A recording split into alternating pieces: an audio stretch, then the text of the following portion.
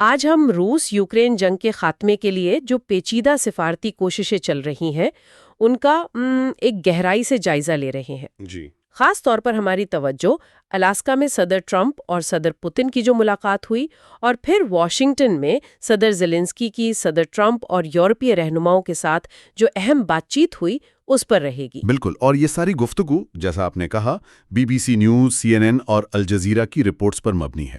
مقصد یہی ہے کہ سمجھیں کہ ان ملاقاتوں کا نتیجہ کیا نکلا، جی، مختلف رہنماؤں کے موقف میں کیا فرق ہے، کیا مماثلتیں ہیں، اور ظاہر ہے یوکرین کے مستقبل پر اس کے کیا اثرات ہو سکتے ہیں۔ تو پھر الاسکا سمٹ سے شروع کرتے ہیں۔ بظاہر کوئی بڑا معاہدہ تو سامنے نہیں آیا، نہیں، کوئی باقاعدہ اعلان تو نہیں ہوا، لیکن خبریں یہ ہیں کہ ماحول کافی گرمجوش تھا، یہاں تک کہ صدر ٹرمپ کی گاڑی دا بیسٹ اس میں سفر بھی کیا۔ یہ کیا تھا؟ کوئی دکھاوا یا کوئی گہری بات اس کے پیچھے؟ دیکھیے یہ ایک دلچسپ پہلو ہے۔ بظاہر تو گرمجوشی تھی، لیکن اس کے باوجود صدر پوتن نے جنگ کی بنیادی وجوہات پر اپنا وہی موقف دہرایا، اچھا، جو کرملن کی زبان میں مطلب یوکرین کی ریاستی حیثیت کو چیلنج کرنے جیسا ہے۔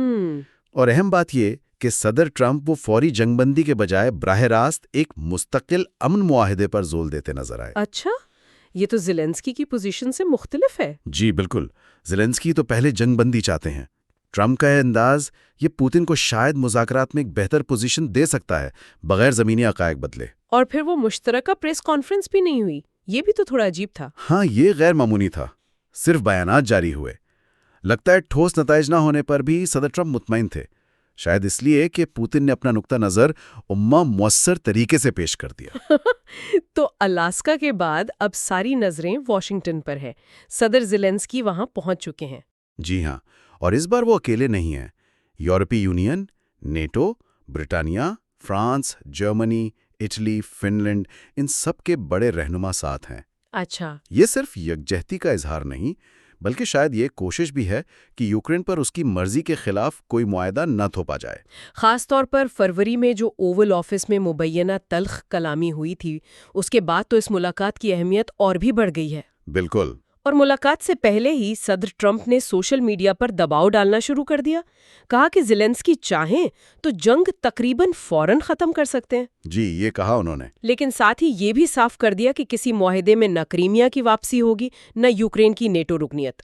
لکھا، کچھ چیزیں کبھی نہیں بدلتی۔ ہاں، یہ تو بہت واضح پیغام تھا، اور یہ موقف جیسا آپ نے کہا پوتن کے مطالبات سے حیران کن حد تک ملتا جلتا ہے۔ بہت زیادہ۔ یقیناً دباؤ تو صاف ہے، لیکن اسی دوران امریکی خصوصی ایلچی سٹیو ووٹکوف کا ایک دعویٰ بھی سامنے آیا ہے۔ اچھا، وہ کیا؟ الاسکا میں پوتن نے یوکرین کے لیے مضبوط سیکیورٹی گارنٹیوں پر اتفاق کیا ہے، جو نیٹو کے آرٹیکل 5 جیسی ہو سکتی ہیں۔ آرٹیکل 5 جیسی؟ مطلب ایک پر حملہ سب پر حملہ؟ جی بالکل، لیکن شرط یہ کہ یوکرین کبھی نیٹو میں شامل نہ ہو۔ آرٹیکل 5 جیسی ضمانتیں سننے میں تو یہ بہت مضبوط لگتی ہیں، لیکن کیا یہ واقعی قابل اعتبار ہیں، خاص طور پر ماضی کو دیکھتے ہوئے؟ یہی تو سب سے بڑا سوال ہے۔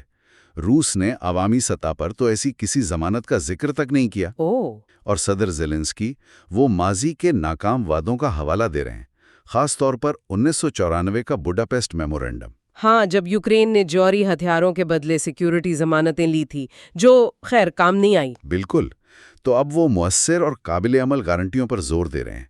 البتہ یورپی کمیشن کی صدر ارسلا وانڈر لائن نے کہا ہے کہ یورپ ان ضمانتوں میں اپنا کردار ادا کرنے کو تیار ہے۔ اچھا، اس ساری صورتحال میں ایک اور پیچیدہ معاملہ وہ زمین کے تبادلے یعنی لینڈ سواپس کا ہے۔ ویٹیکوف کے مطابق پوتن اس پر بات کرنے کو تیار ہیں۔ کیا اطلاعات ہیں اس بارے میں؟ اطلاعات تو یہی ہیں کہ روس کا مطالبہ ہے کہ یوکرین مشرقی ڈونباس کا پورا علاقہ روس کے حوالے کر دے۔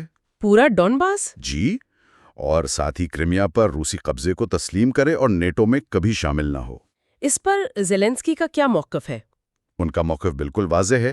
وہ کہتے ہیں یوکرین کا آئین انہیں علاقائی خود مختاری پر سمجھوتا کرنے کی اجازت نہیں دیتا۔ ٹھیک ہے۔ اور یہ معاملہ صرف سوفریقی ملاقات میں ہی زیر بحث آ سکتا ہے، یوکرین، روس اور امریکہ۔ یہ سب تو اعلیٰ سطحی سفارتکاری چل رہی ہے، لیکن زمین پر کیا ہو رہا ہے؟ کیا لڑائی رکی ہے؟ افسوس کی بات ہے نہیں، بالکل نہیں. یہ سفارتی کوششیں چل رہی ہیں اور ساتھ ساتھ روس کے حملے بھی جاری ہیں، خارکیو، زاپوریژیا، پریڈیسا جیسے شہروں پر. او خدایا. اور ان حملوں میں عام شہری بچے بھی ہلاک ہو رہے ہیں.